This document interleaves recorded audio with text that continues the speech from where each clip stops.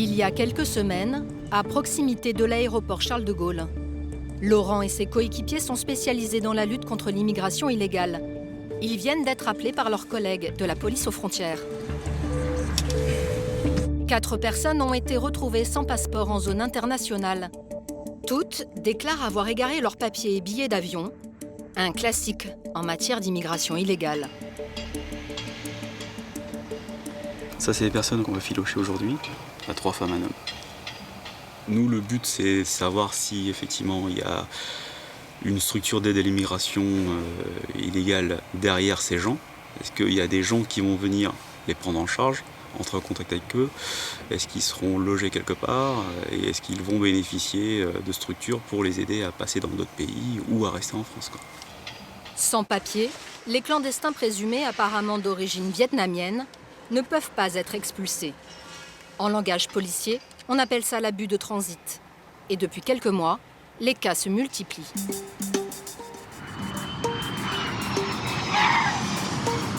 La technique, prendre un billet pour un pays qui délivre facilement des visas. Par exemple, le Panama. Le vol retour vers le Vietnam passe par la France, avec une escale, comme ici à Roissy. Les passagers en transit se débarrassent alors de tous leurs documents officiels. Puis se présentent quelques heures plus tard, mine de rien, au poste de contrôle. Impossible désormais de retracer leur parcours. Une combine ingénieuse. Après quelques jours en zone d'attente aéroportuaire et une courte garde à vue, ça sort. Les 4 clandestins sont relâchés. Les 2 filles ont une veste bleu marine et la dernière fille a une veste marron clair. La filature peut commencer. Donc le véhicule sur la file de droite. C'est le début de l'enquête pour mettre au jour une filière organisée d'immigration clandestine. Et il est devant le camion. 27 km plus loin, le taxi va finalement déposer les migrants à Villiers-le-Bel, au nord de Paris. Il se garde. Ils descendent.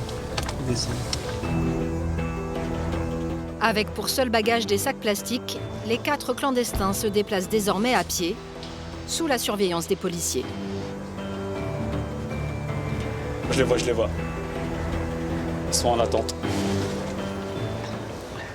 Pour Laurent, l'apparente décontraction des clandestins accréditerait la thèse du réseau. On a pu constater qu'ils étaient plusieurs fois au téléphone. Donc est-ce que c'est pas un relais local qui va les prendre en charge ici? C'est ce qu'on s'achemine à découvrir. Souvent, dans ce type d'affaires, un logeur accueille les migrants pour la nuit en région parisienne. Mais cette fois, ils ne vont pas s'éterniser. Sous l'œil de 3 policiers qui les suivent à pied, ils sont récupérés par 2 passeurs. Ça charge. Bon, et les collègues, il va falloir que je vous récupère parce que ça va partir vite là. Moins de 2 heures après leur levée de garde à vue, les 4 clandestins sont à bord d'une berline noire enregistrée en Hollande. Comme quoi, il y a bien un relais ici en région parisienne qui est venu les chercher, qui utilise un véhicule immatriculé à l'étranger, ce qui est courant dans les filières d'immigration. Donc pour l'instant, on ne se trompe pas. Direction A1, A3. La majorité des immigrés clandestins est prise en charge par des réseaux organisés. Des filières aux ramifications internationales qui se jouent des frontières pour tenter d'échapper à la police. La berline hollandaise franchit finalement la frontière belge. Grâce à la plaque et au téléphone, les policiers français vont désormais faire appel à leurs homologues pour lancer une enquête conjointe. Le bilan est positif pour nous parce qu'on a pu identifier un véhicule, on a pu identifier 2 personnes qui ont pris en charge notre groupe. Et on a pu aussi voir que les Vietnamiens ont passé énormément d'appels téléphoniques. Donc ça veut dire qu'il y a un réseau qui est derrière tout cela. De jour comme de nuit, ils sont en première ligne. 90 enquêteurs ultra spécialisés de l'OCRIEST, l'Office central de l'immigration. Leur mission, frapper les réseaux mafieux qui organisent la venue des migrants. On bouge pas, on bouge pas, on bouge pas! Des trafiquants d'êtres humains qui exploitent sans scrupule la misère des candidats à l'exil. J'ai vu la fresque là? Welcome to Vietnam City. C'est comme ça qu'ils ont rebaptisé le camp ici. Derrière chaque camp, il y a une mafia. Il n'y a pas d'autre système. Une criminalité qui rapporte plus que le trafic d'armes et presque autant que la drogue. Il est là, il arrive. Pour développer leur filière, les mafias n'hésitent plus à recruter des Français, prêts à violer la loi pour quelques billets. Il sait parfaitement que s'il se fait attraper avec autant de migrants dans son véhicule, il pourrait avoir de gros problèmes. Bonjour, c'est la police. Tout ça parce que j'ai transporté des gens. Je sais même pas d'où ils viennent. Si, je sais, mais bon. Avec l'afflux de migrants clandestins, le business des faux papiers explose. Police ! Des faussaires de plus en plus astucieux. En fait, monsieur est multicarte. Multicarte, il est capable de modifier tout de documents pour satisfaire sa clientèle.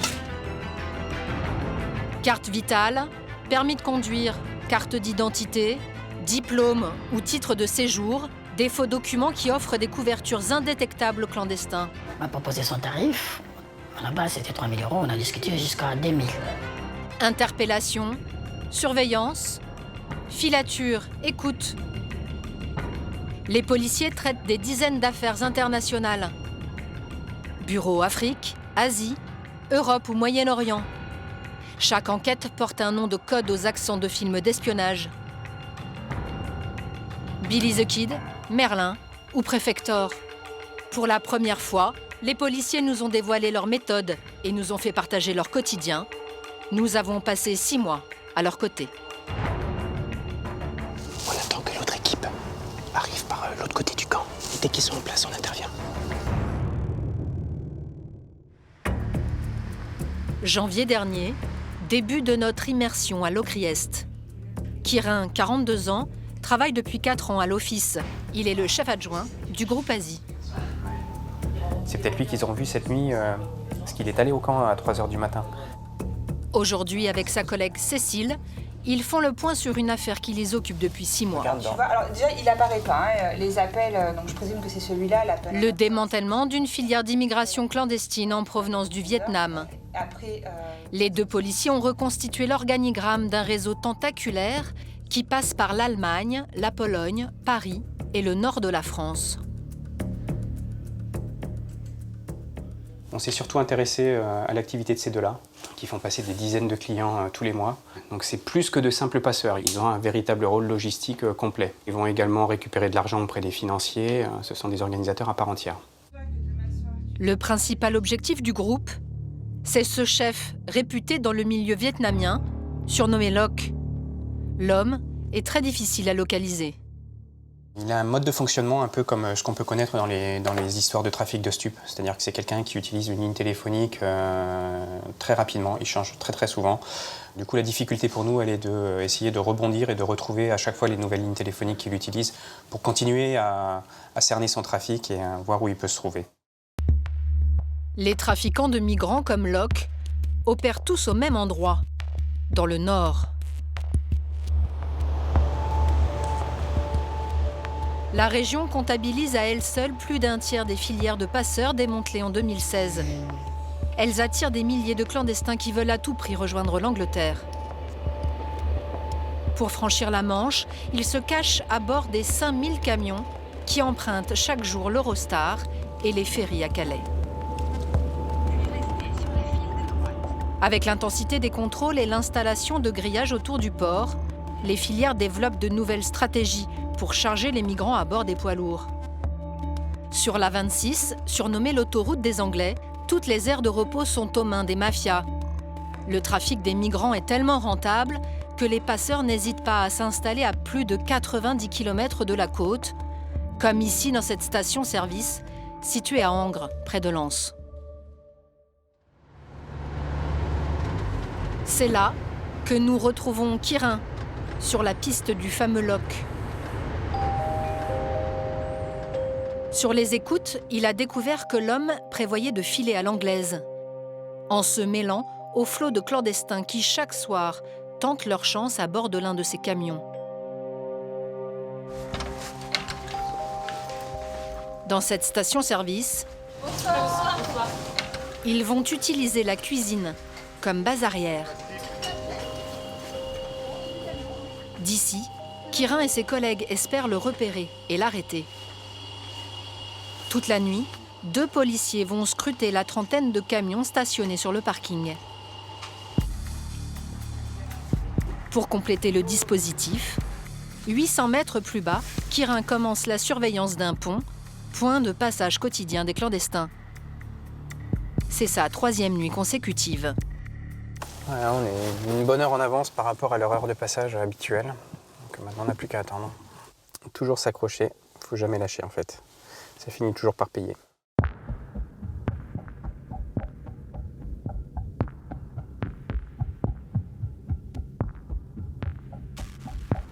De longues heures d'attente. Et puis... Ça arrive là. 1, 2, 3, 4, 5, 6, 7. 7 plus les 3, on est à 10. Les passeurs semblent ouvrir le cortège. Suivent les migrants, parmi lesquels se cache peut-être Locke, l'organisateur. Il y en a encore.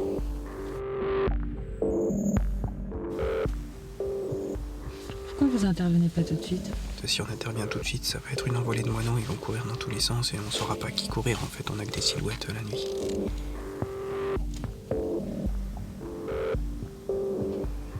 C'est calme au niveau du pont.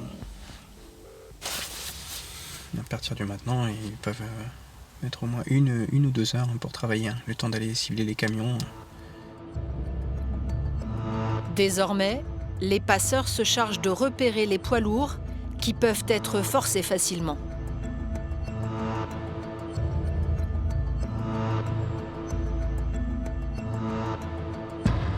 T'as vu, il a une pince. Il coupe là. Il est en train de couper le câble qui tient la bâche. Il vérifie si la remorque peut contenir les clandestins. C'est ouvert. Et si le chargement est bien à destination de la Grande-Bretagne. Il y en a un qui rentre. Il regarde. Alors que les chauffeurs dorment paisiblement dans leur poids lourd, les passeurs font leur choix.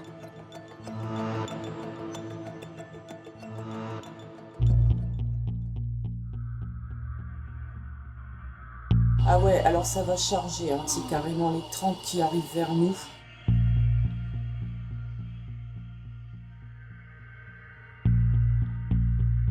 Les migrants s'engouffrent dans les camions.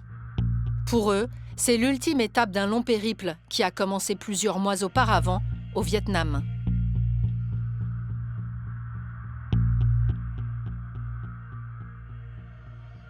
Mais Quirin et ses collègues décident de sonner la fin de partie.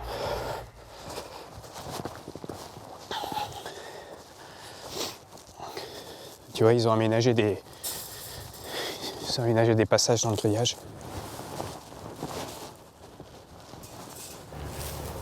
Le chauffeur du poids lourd n'a rien entendu. Ah ok. Ils l'ont coupé ici en fait, le câble.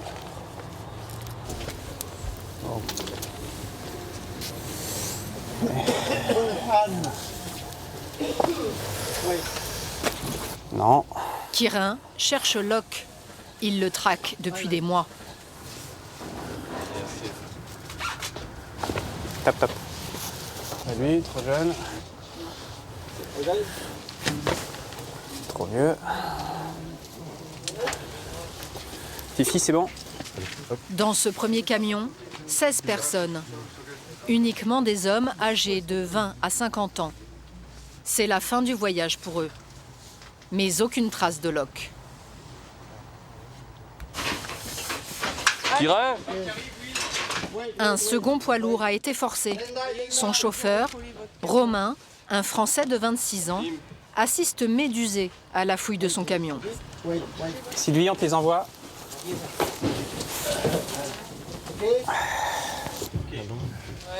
Ah, c'est fini, on m'arrête plus par là. C'est bien, mais le matin. Et ça surprend un peu parce que voilà, on se dit que bon, ça peut pas nous arriver, mais non, si, ça nous arrive. Puis après, si on se fait arrêter de l'autre côté, qu'on n'a rien entendu dans la nuit ou qu'on sait jamais, on est passeur, donc bon. C'est pas la même chose. Dans le châssis, je sais pas. C'est pas le genre, généralement, eux montent dedans. Même lorsqu'ils ignorent transporter des migrants, les chauffeurs arrêtés par la police britannique risquent de fortes amendes. Non. Locke, lui, court toujours. Non, il n'est pas dedans. Putain. Pas de tête de réseau, uniquement des migrants. Pour la plupart, de simples pêcheurs qui se sont lourdement endettés pour payer ce passage vers l'Angleterre, 3 000 €. Allez.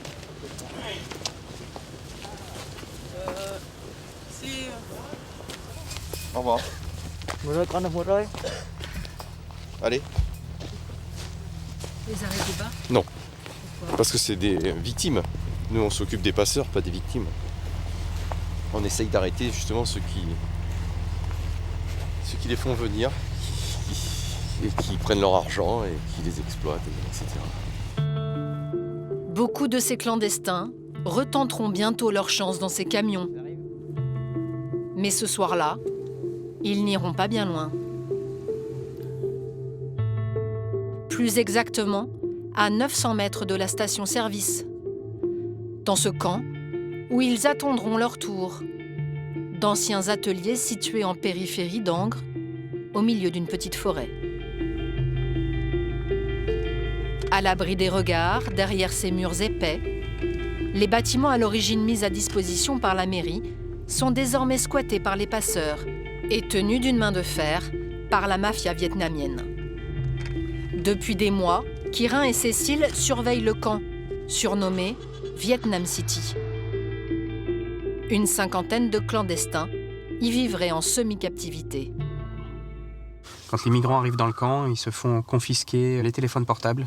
Et ensuite, ils ont des interdictions. Ils ont l'interdiction de sortir du camp sans autorisation. Ils doivent s'acquitter d'une taxe pour entrer dans le camp, qui est de 700 €, qui est reversée à la filière. C'est vrai que ça fait pas de bruit, mais le trafic des humains, c'est ce qui ramène justement le plus d'argent aux trafiquants après les stupéfiants. Ça rapporte plus d'argent que le trafic d'armes. C'est vraiment de vraies mafias qui sont hyper structurées et qui tirent énormément d'argent de ce trafic. La traite des êtres humains est un business rentable, mais risqué. Passible de 7 ans de prison et de 150 000 € d'amende. Les trafiquants opèrent donc retranchés dans une quasi-forteresse.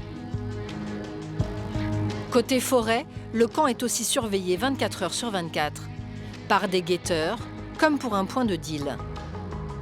En caméra cachée, nous partons avec Cécile, la coéquipière de Kirin. Il ne faut pas trop rester là, par contre, là, il faut marcher. Si on s'attarde et qu'on regarde et qu'on mate, ça fait un peu moins discret que si on se balade entre deux filles, deux copines. Cécile veut évaluer leur système de surveillance. Nous, on dirait qu'on a passé là le camp. Ah, attends. Ils nous ont vus. Les guetteurs semblent avoir donné l'alerte. Ouais, donc... les deux mecs... 20 secondes plus tard, 2 hommes sortis du camp viennent à notre rencontre. Bonjour. Nous jouons les promeneuses pour ne pas éveiller les soupçons. Vous pensez que ça, par exemple, c'est des gens qui surveillent ? Oui, sans hésiter. En fait, ils s'adaptent à nos méthodes. Hein. Nous, on s'adapte aux leurs et eux, c'est pareil. Ils deviennent de plus en plus malins. Seul lien avec l'extérieur, un complice au profil étonnant.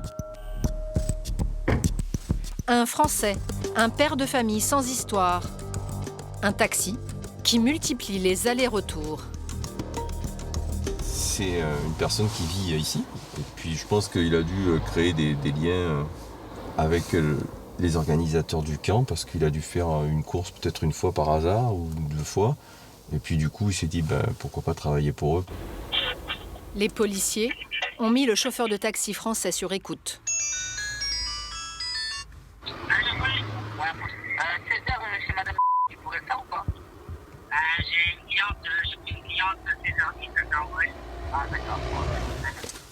Grâce à ce téléphone, on va savoir, vient nous chercher, hop, Donc là, de suite, on se met en action et on est prêt à le suivre dès qu'il va repartir avec les personnes qui viennent récupérer dans le camp. Ce jour-là, 3 équipes de policiers assurent la filature du taxi. Philippe doit donner le top départ. Il est là, il arrive. Il sort. Le chauffeur français, que nous appellerons Julien, transporte régulièrement les gros bonnets du camp.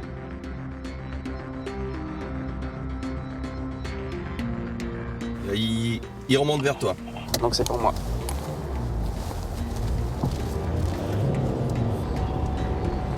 Il a pleinement connaissance du caractère délictuel de ce qu'il fait. Il l'a déjà évoqué sur certaines conversations. Il sait parfaitement que s'il se fait attraper avec autant de migrants dans son véhicule, il pourrait avoir de gros problèmes. Un Français, complice de filière, c'est plutôt rare. Pour Quirin, c'est même une première. Ça clignote, direction Lens Centre.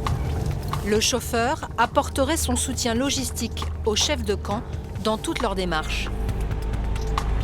Ça sort. Comme ce jour-là, l'achat de téléphones portables. Celui qui a la casquette, c'est un organisateur, c'est sûr. On l'avait vu sortir avec des filles une fois dans un magasin. Il n'y a que les chefs qui ont cette autorisation-là. Et c'est pareil, le port de la casquette est un signe distinctif ostentatoire du statut de chef de camp. L'enquête vise une dizaine de personnes au total, dont le chauffeur de taxi. Le gros coup de filet doit avoir lieu dans 2 semaines. Au siège de l'Office de l'immigration, les enquêteurs du groupe Afrique sont sur la piste d'un autre trafiquant, un faussaire d'origine congolaise. Diplômé en informatique, il utiliserait ses compétences pour produire de faux papiers. L'homme surnommé Pat a déjà été incarcéré en 2013 pour escroquerie et fabrication de faux documents. Sorti en 2015, il aurait depuis peu repris son business. C'est le dossier Billy the Kid. Vas-y, mets-la en grand, celle-là. Là, voilà. Depuis 4 mois, les policiers enquêtent sur lui et surveillent son domicile. Il y a l'histoire, il y a des mecs là qui sont rentrés et sortis. Donc là, t'as le groupe. T'as le groupe, ok. Ils ont photographié 3 hommes entrant dans l'immeuble du faussaire, manifestement des clients. Et puis t'as lui, à part son portable qu'il a en main, il a rien, il vient sans rien. Et la photo d'après, quand il sort de la résidence, il repart avec la petite enveloppe à format A4 et avec un kit certainement dedans.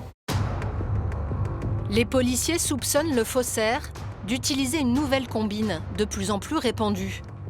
Un phénomène inquiétant pour David, chef du groupe Afrique depuis 3 ans. Après, là, logiquement, il y a la photo avec ça.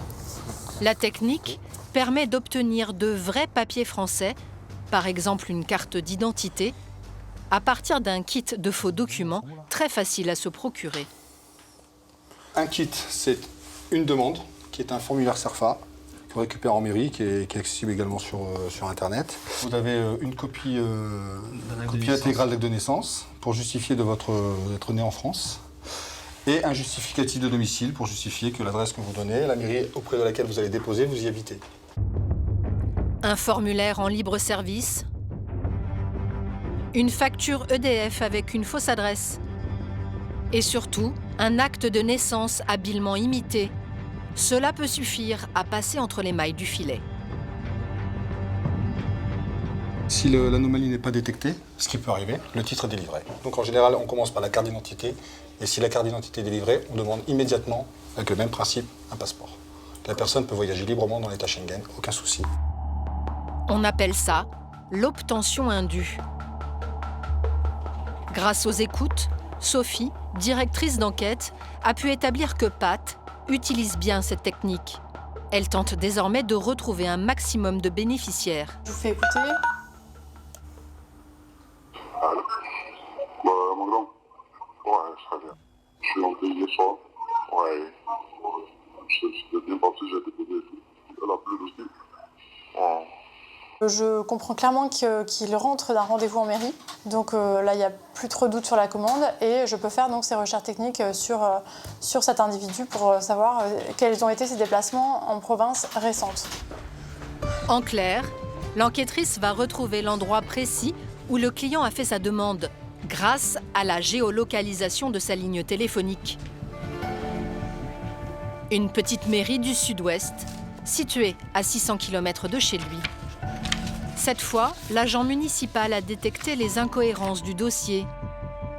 Sur l'acte de naissance copié par le faussaire figurent des fautes d'orthographe grossières, comme par exemple le général Leclerc, qui en cours de route va perdre son C. Grâce à ce modèle, Sophie est parvenue à rassembler une dizaine de demandes déposées partout en France et comportant les mêmes erreurs.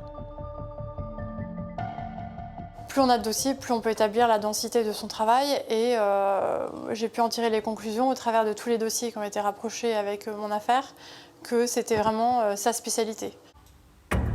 Dans une semaine, l'enquêtrice procédera à l'interpellation de Pat et à celle de 10 de ses complices. À l'office, les faussaires, c'est 40% des affaires.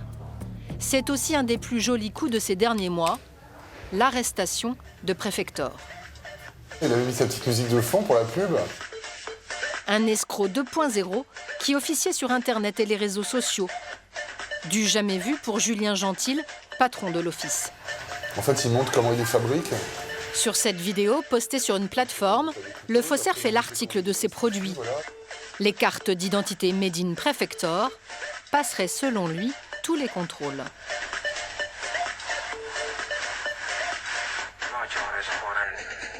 Voilà, travail terminé, prêt pour l'action. C'est pas du tout le profil de faussaire habituel qu'on a dans les affaires. La plupart des profils de faussaires, c'est des réseaux qui fonctionnent que sur le bouche à oreille. Et c'est comme ça que ça fonctionne. Là, en fait, on a une situation complètement différente. Lui, il n'a aucun réseau, il n'a aucun contact dans les communautés, ni dans la population. Il fait simplement sa pub sur Dailymotion. Sauf qu'au final, ça finit par ça marche parce qu'il y a un marché. Provocateur sur Internet, le faussaire savait aussi se cacher derrière des logiciels de cryptage. Les policiers ont mis 2 ans pour l'arrêter. Voilà, et là on a tout. Alors on a tout. Dans son ordinateur, ils retrouveront quelques 2500 faux, soigneusement archivés. Il y a quand même un côté collectionneur en fait. Un catalogue à l'offre très variée. Ça, c'est les cartes d'identité. Ça, ce sont des titres de séjour. Carte vitale, ça c'est un classique. Donc là, on a un ou une psychologue de Nanterre. Des relevés de compte. Non, il n'y a pas de problème, j'ai des sous, j'ai 4 000 € de solde. Là, j'ai un bon métier, commerce d'ordinateur, etc. Et j'ai un salaire net, en fait, de 3 700. Des cartes vertes. Donc ça permet de circuler, de passer des contrôles avec des voitures qui ne sont pas assurées. On a un diplôme d'état d'aide-soignant. Ouais, je dis, c'est pareil, c'est quand même pas... C'est un peu... voilà, potentiellement quand même un peu préoccupant. Ce qu'on voit clairement, c'est qu'il y a beaucoup de demandes. Il y a beaucoup de gens pour qui, en fait, obtenir un faux titre, un faux diplôme, une fausse facture, machin, débloque, en fait, des situations. C'est la manière de mettre un peu d'huile dans les rouages des complexités de la société. Pendant des années, Prefector a ainsi gagné 4 000 € par mois et offert à des dizaines de personnes en situation irrégulière une couverture indétectable. Tout comme Pat, le faussaire du groupe Afrique. Son arrestation est prévue pour demain.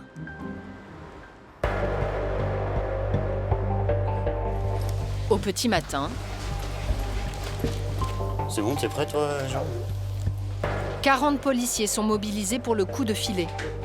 David et Sophie dirigent le groupe. C'est le moment crucial de l'opération, en espérant que tout se passe bien et qu'on trouve tout ce qu'on veuille à son domicile. Le faussaire vit à 20 km en région parisienne, dans une petite cité résidentielle. Les policiers veulent le cueillir au saut du lit pour l'empêcher de détruire des preuves.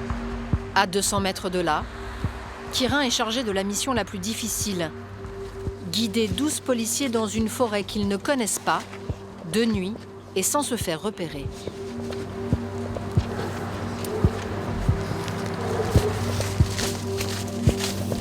C'est encore après.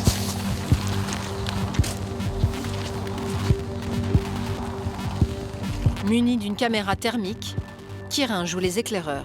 Je surveille le chemin en attendant que tous les autres collègues arrivent. Je suis devant. Je suis devant jusqu'à l'intersection, donc là c'est clean, il n'y a personne. Vous pouvez avancer la colonne. Les policiers doivent prendre le camp à revers. Le camp, il est juste en bas là-bas. On va faire un tour par la droite là. Parce qu'à partir de là, au bout du chemin, c'est là où il y a la clairière qui est dégagée.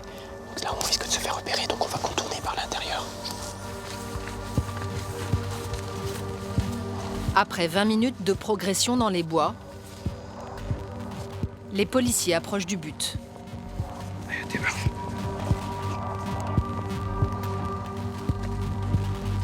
Sylvie, tu peux prévenir l'hélico.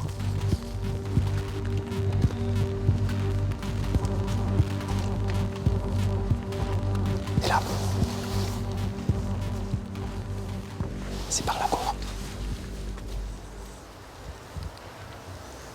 Pour que l'opération soit un succès, tous les policiers doivent intervenir au même moment par surprise.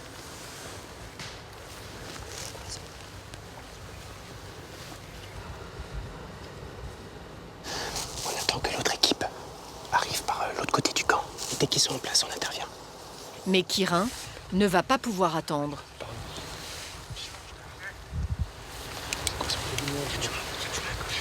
Ils ont été repérés.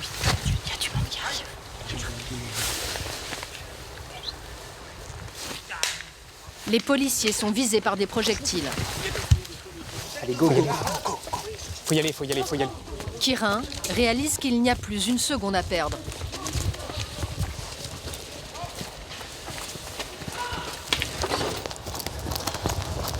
Police! On bouge pas! On bouge pas! Reste là. Les passeurs savent ce qu'ils risquent s'ils sont arrêtés et sont vraiment prêts à tout pour échapper à Quirin et ses hommes. Oh putain! Sors de là! Il y en a un qui est dans leur fosse septique là.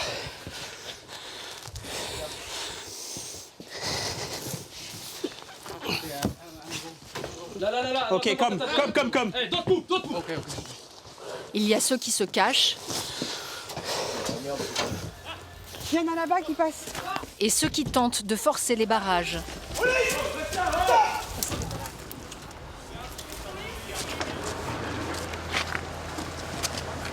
Les fuyards sont rassemblés sous le préau du camp. Tandis que l'hélicoptère de la gendarmerie piste les derniers fugitifs. 2 hommes qui ont réussi à se sauver par la forêt, vite repérés grâce à la caméra thermique.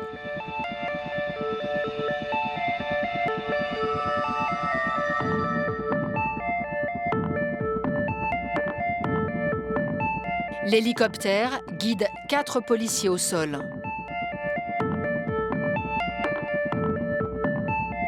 Une chasse à l'homme qui va durer près de 50 minutes et conduire les enquêteurs de l'autre côté de l'autoroute, où les fuyards sont retrouvés tapis dans une évacuation d'eau à plus de 2 km du camp.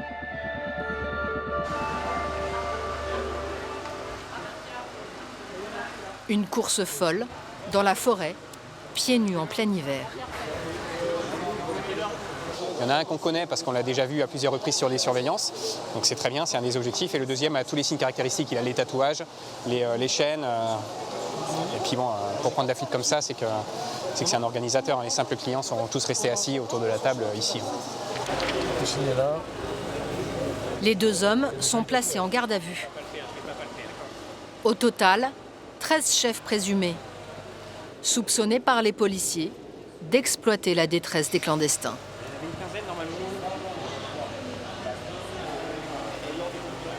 maintenus dans des conditions de vie indignes au sein du camp. À l'étage, des matelas à même le sol en guise de dortoir et un plancher qui menace de s'écrouler.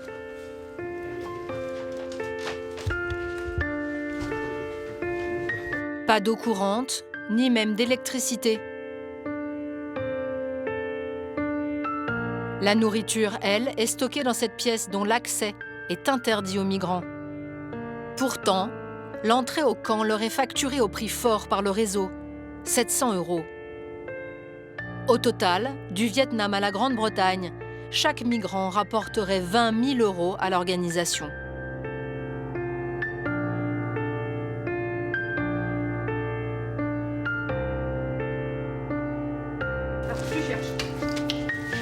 Locke et ses hommes sont riches,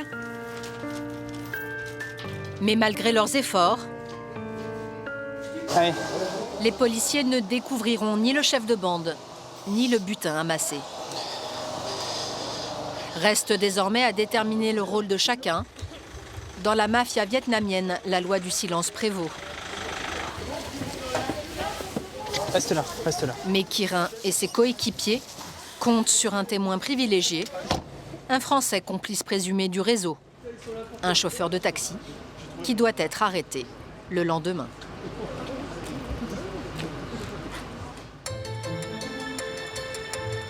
Retour en région parisienne, au siège de l'office.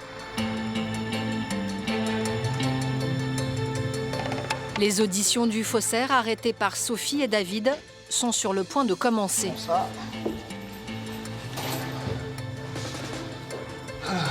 L'homme, soupçonné de fabriquer des faux papiers chez lui, va devoir s'expliquer face aux enquêteurs. Mais il n'est pas prêt aux aveux. Bon, on va revenir à votre activité un petit peu parallèle. Parce que quand même, vous êtes occupé toute la journée. Oui ou non? Je suis en train de dormir. Oui, alors... Oui, bien sûr que vous êtes quelquefois en train de dormir. Nous sommes tous quelquefois en train de dormir. Mais de votre journée, vous en faites quoi? J'étudie. Bon, d'accord, vous dormez, vous étudiez, mais sinon, vous faites quoi d'autre? Surtout, là, en grande partie, les études. Bon, d'accord. Ça va être un peu plus long que prévu.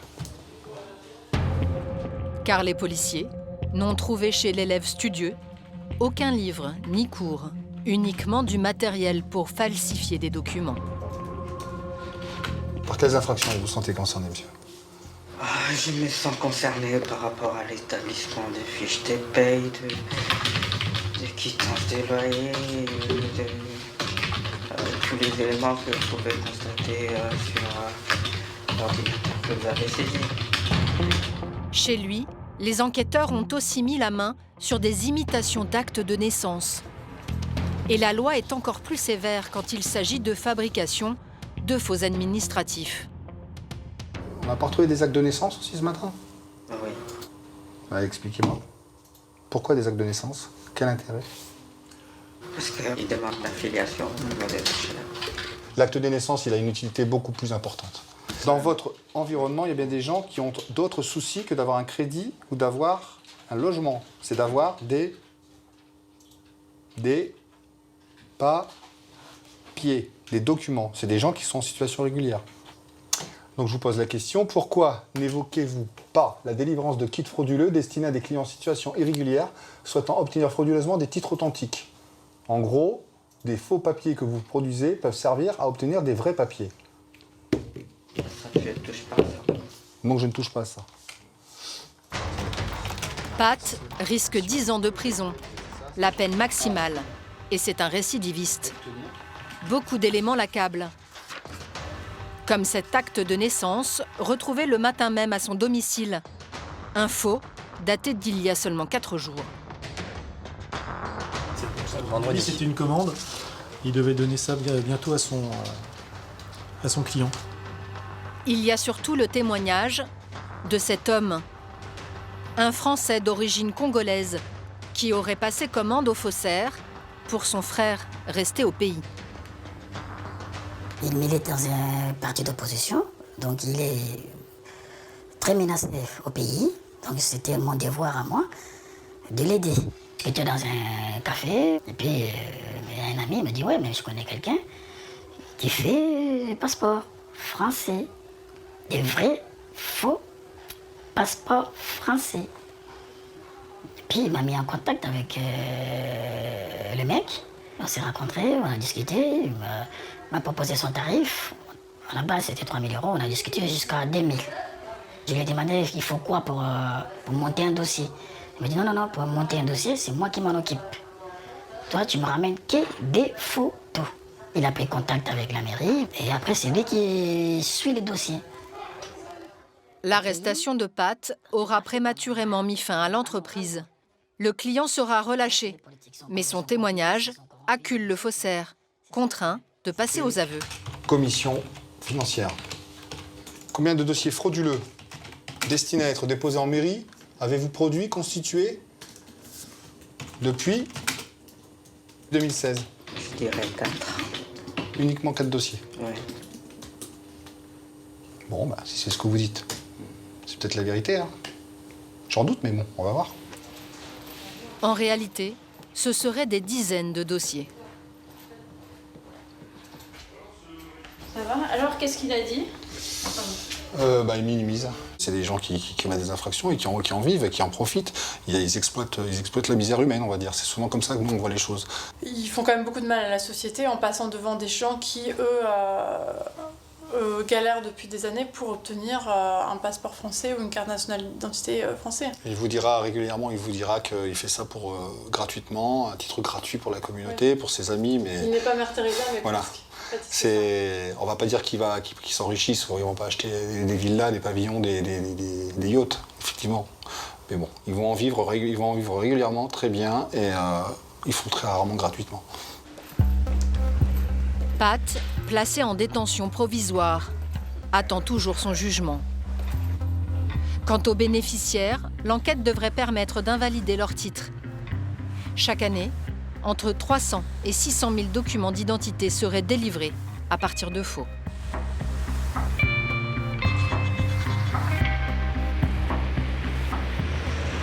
Dans le Nord, un autre homme risque gros. Ce matin, les policiers débarquent chez Julien,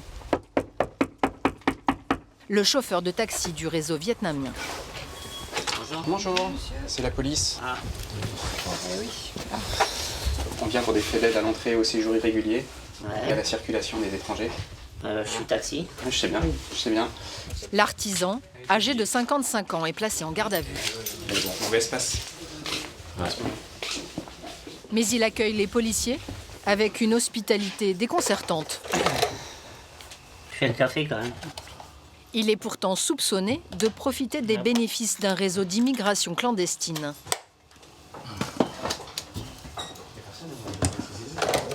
On sait que vous avez de l'argent ici, donc il y a deux solutions.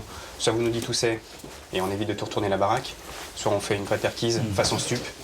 Donc voilà, ça tient qu'à vous à ce que les choses se passent rapidement, correctement. C'est vous qui nous dites. Julien dévoile une première cachette aux enquêteurs. Ici. En tant que taxi, Là. un peu d'argent liquide peut sembler anodin. 1, 2, 3, 4, 5, 250, on est D'accord. 250 ici. Même lorsque le magot est caché dans la nourriture réservée aux poissons. Voilà. Il y a combien là-dedans? 500. 500. Mais Kirin a écouté Julien durant 7 mois. Il a beau faire diversion, le policier sait qu'il détient bien plus que ces petites sommes. Je sais pas. Pourquoi dans du papier alu? Vous aviez évoqué une machine à pain dans laquelle il y avait de l'argent. Vous pouvez me montrer où c'est? Ouais. Le chauffeur de taxi fait mine de s'exécuter. Mais il va tenter une feinte.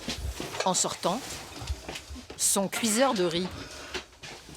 Qu'est-ce qu'il y a encore dedans? Rien. Hein? Vous l'avez enlevé? Non, j'en avais plus.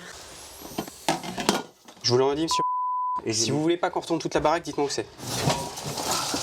Voilà. Voilà. C'est exactement ça que je veux. Voilà. On est d'accord.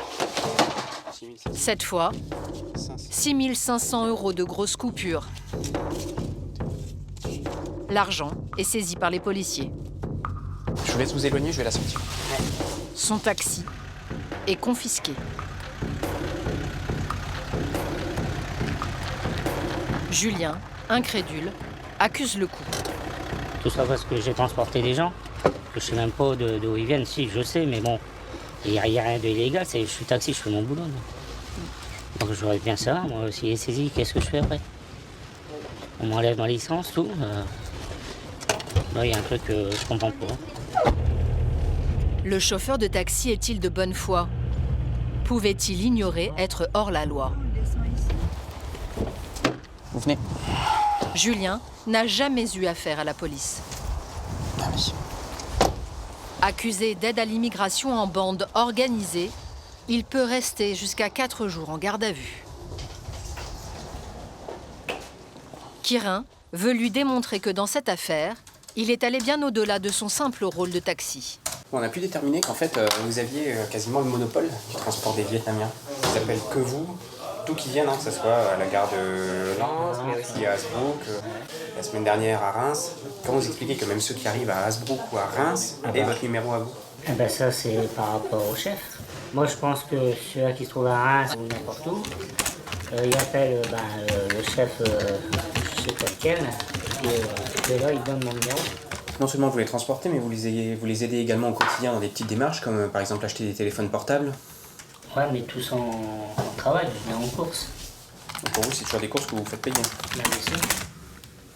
Il apparaît aussi que c'est vous qui leur faites la monnaie quand ils reviennent de Paris avec des grosses enveloppes, des billets de 500 €, c'est vous qui leur faites la monnaie. Ouais.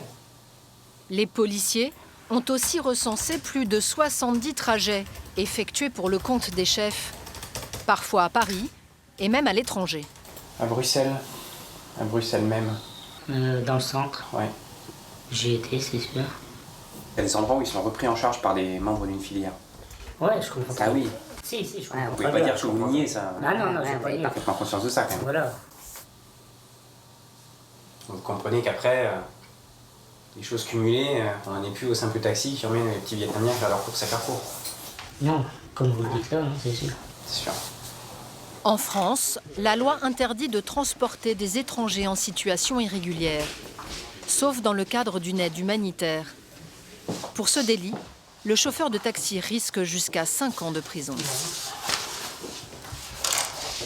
Pour lui, c'est juste des clients, mais bon, ce ne sont pas des clients comme les autres à partir du moment où il a conscience qu'il transporte des clandestins. Vous pensez qu'il est sincère quand il dit qu'il Ouais, ne pensait rien faire de mal? Ouais, je pense vraiment. Je pense qu'il a pas eu conscience de cette notion-là, à un moment donné.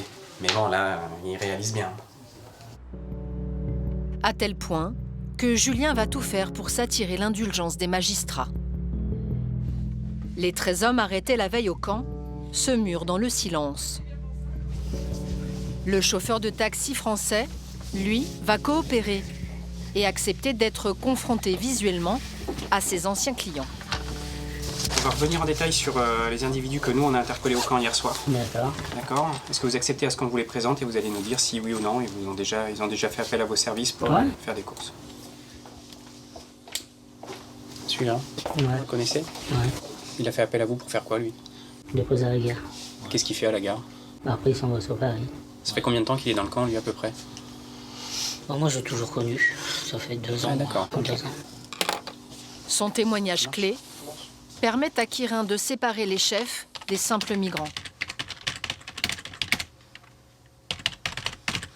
Lui? Lui, non. Dans le squat, c'est tout. Lui, dans le squat, c'est tout? Ouais. C'est pas une tête. Depuis combien de temps il est là, lui? Lui, ça paraît pas si longtemps que ça. Lui, c'est un nouveau aussi. Finalement, 4 des 13 hommes interpellés seront mis en examen, tout comme le chauffeur de taxi qui réalise son erreur. Ça fait mal, je veux dire. Parce que là, franchement, ma vie, moi, j'ai 55 ans. Je vais faire quoi de me remettre de tout ça, franchement, ça va être dur. Voilà. Depuis, Julien a été relâché et placé sous contrôle judiciaire. L'enquête policière est terminée, mais Locke n'a pas été arrêté. Chaque année, 200 000 clandestins arriveraient sur le territoire français.